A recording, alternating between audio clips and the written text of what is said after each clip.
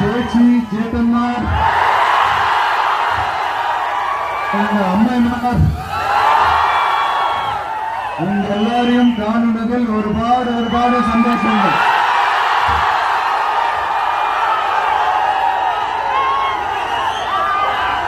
இந்த பண்டிகை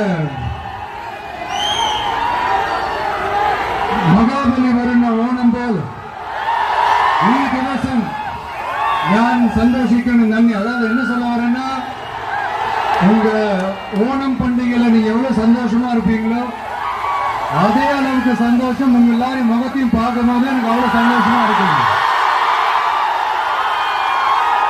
எல்லாருக்கும் கோடான கோடி நன்றிகள்.